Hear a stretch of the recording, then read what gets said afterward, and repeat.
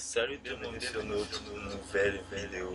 Aujourd'hui, on n'a pas programmé sur SCADA, mais on a programmé sur AS Logic Micro. On simplifie. Micro Logic, c'est un logiciel utilisé pour programmer les PLC. Je vais vous montrer c'est quoi un PLC rapidement avec une photo.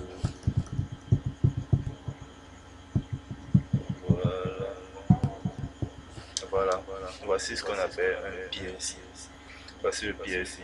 C'est la partie input, là où le PLC reçoit ses informations depuis des appareils comme les capteurs. Et ça, c'est la partie output, là où il émet les signaux pour que les signaux soient utilisés, disons interprétés. On ne va pas dire interprétés, mais exécutés par des appareils comme les moteurs, etc.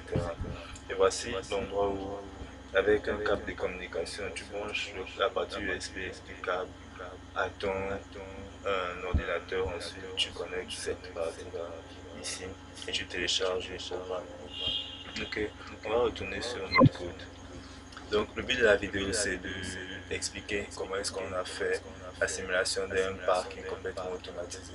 Le parking a deux portails, le portail d'entrée et le portail de sortie. Mais la particularité, c'est que le parking là ne peut contenir que 5 voitures, pas plus. Mais, donc, pour commencer, lorsqu'il y a zéro voiture à l'intérieur, le portail de sortie ne peut s'ouvrir. On va vous démontrer ça. Mais lorsqu'il y a plus de 5 voitures, lorsqu'il y a exactement 5 voitures dans le parking, le portail d'entrée ne peut plus s'ouvrir parce qu'il ne peut plus laisser, il n'y a plus de place à l'intérieur. Donc, le portail d'entrée ne peut plus laisser aucune voiture rentrer parce qu'il n'y a plus de place. Mais par contre, le portail de sortie peut s'ouvrir. Donc, je vais commencer à vous expliquer comment ça marche. Voilà ce qu'on doit commencer à faire. C'est après avoir écrit tout le code, il faut faire quoi? Il faut télécharger le code. Télécharger le code. Si le PLC est branché, le code va aller directement dans le PLC, la manière dont je vous ai montré, en utilisant le câble de communication. Ensuite, on va à Run.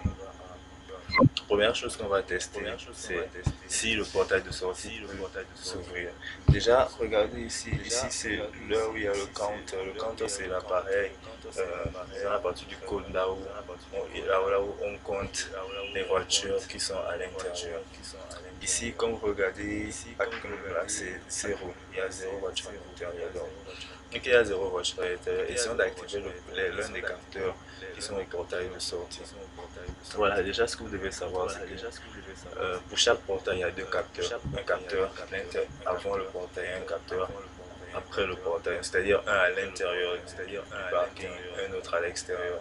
Celui qui est à l'intérieur détecte la voiture lorsqu'elle arrive, donc elle ouvre le portail. Vous voyez. Et lorsque la voiture est à l'intérieur, le second capteur ferme le portail juste derrière la voiture. Et c'est pareil pour le portail de sortie. Lorsque la voiture veut sortir, elle arrive devant le portail de sortie. Le capteur qui est à l'intérieur, l'autre capteur qui est à l'intérieur, c'est-à-dire qu'on utilise 4. Le capteur numéro 3, ce qu'il va faire, c'est qu'il va ouvrir le portail et lorsque la voiture est dehors, le capteur numéro 4 va refermer le portail. Donc allons-y au capteur numéro 3. Comme vous pouvez voir ici, c'est Sensor Outgoing, capteur numéro 3. On va essayer de l'activer pour voir si il peut ouvrir le portail de sortie. Donc on fait un clic gauche. Vous voyez que ici c'est le contacteur qui permet de faire en sorte que le portail de sortie puisse tourner dans la direction qui fait en sorte qu'il s'ouvre. Et celui-là, c'est celui qui fait en sorte qu'il puisse tourner dans la direction où le portail se referme. Parce que le portail peut tourner, le moteur est censé tourner vers l'avant, vers l'arrière pour faire avancer ou reculer le portail. Et vous avez vu qu'il n'y a pas de signal ici, donc c'est-à-dire que lorsqu'il y a zéro voiture, comme selon notre hypothèse, le portail de sortie ne peut s'ouvrir parce qu'il n'y a aucune voiture à l'intérieur, donc il n'est pas censé s'ouvrir, gaspiller d'énergie pour rien. Donc on désactive le capteur. Maintenant, on va essayer d'activer le capteur qui est juste à l'extérieur du portail d'entrée. Ce qu'on va faire, c'est qu'on va simuler la présence d'une voiture à l'entrée du parking et voir comment est-ce que le système va réagir. Il suffit d'activer ça en faisant un clic gauche, un toggle bit. Voilà. Le portail d'entrée est activé. Le portail d'entrée est activé, le désactive. La voiture est en train, vous avez vu, je ne sais pas si vous avez eu le temps de remarquer, mais le contacteur qui permet au portail de s'ouvrir était énergisé. Et ensuite, là, ce qu'on fait, c'est que on va maintenant activer le portail qui est après, le capteur qui est après le portail. Lorsqu'on active, vous voyez le capteur le contacteur qui referme le portail s'active. Vous voyez. Ensuite, on le désactive. Lorsqu'on regarde ici, on remarque qu'on a une voiture. Ce qu'on continue, on va continuer à faire, on active celui-là. Il y a une deuxième voiture qui rentre. Deuxième voiture qui rentre. Ensuite, disons, on va activer maintenant le deuxième.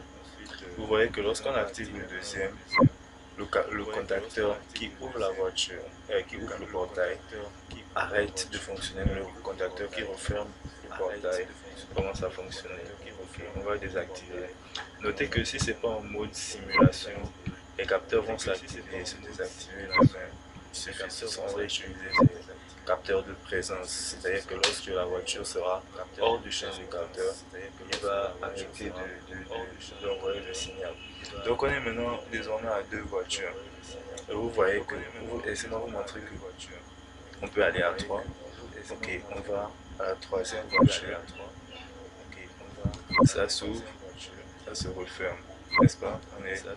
Vous voyez, la troisième voiture. N'oubliez pas que la limite, c'est 5 voitures. Donc on monte à 4. C'est 4 voitures. Donc on monte à 4 voitures. On monte à 4 voitures. On est à 4 voitures.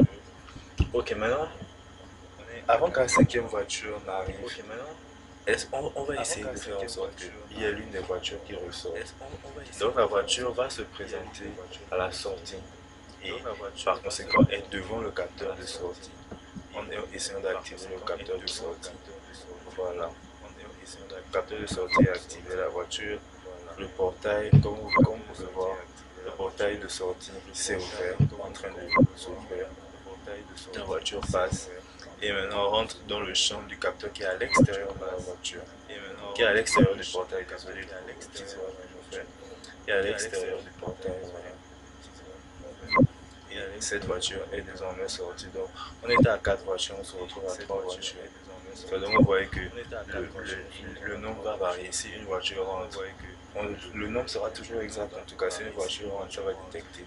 Et si cette même voiture ou une autre voiture ressort, le nombre va diminuer.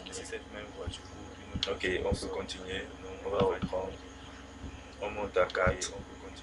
On monte à 4 voitures. On monte à 4 voitures. Quatrième voiture est à l'intérieur. Ensuite, on va monter à 5. On monte à 5 voitures. Il y a officiellement 5 voitures dans notre parking. Il y a officiellement 5 voitures dans notre parking. N'oubliez pas, si le capteur détecte la présence d'une voiture, le portail est censé s'ouvrir. Donc, c'est-à-dire que le contacteur qui fait tourner le moteur en marche avant est censé être énergisé. On a déjà 5 voitures. Essayons de présenter encore une voiture à l'entrée du portail. On va voir ce que ça va faire. Voilà. Comme vous pouvez voir, ce contacteur n'est pas énergisé, donc il n'y a aucun moyen qu'une autre voiture ne rentre dans le parking pour que ça fasse 6 voitures. Donc cette voiture va simplement faire un demi-tour. On comprendra qu'il n'y a plus de voiture en place dans le parking. Voilà, c'est tout pour la présentation de la vidéo. À partir de là, une voiture pourra sortir encore et même 5 voitures pourront ressortir pour venir à la journée. Voilà, je vais vous montrer la suite du code. Voilà. Si quelqu'un veut plus d'explications sur le code, je mettrai mon email juste dans la description pour les questions, posez vos questions en commentaire. Si vous voulez le code, juste écrivez-moi mon email, envoyez-moi vos questions. Vous pouvez m'écrire pour tout. Je vais vous donner un maximum d'explications, plus de détails. Peut-être il y a des choses qu'on a omis de mentionner dans la vidéo. Voilà, c'est tout pour moi. Merci d'avoir regardé encore la vidéo. Si vous avez aimé le contenu de la vidéo, n'oubliez pas de lâcher un petit pouce bleu. N'oubliez pas de vous abonner à la chaîne pour ne pas manquer les prochaines vidéos parce que les prochaines vidéos seront vraiment mortelles. Et aussi, n'oubliez pas de partager la vidéo, ça va nous aider à faire grandir la chaîne. Ok, merci.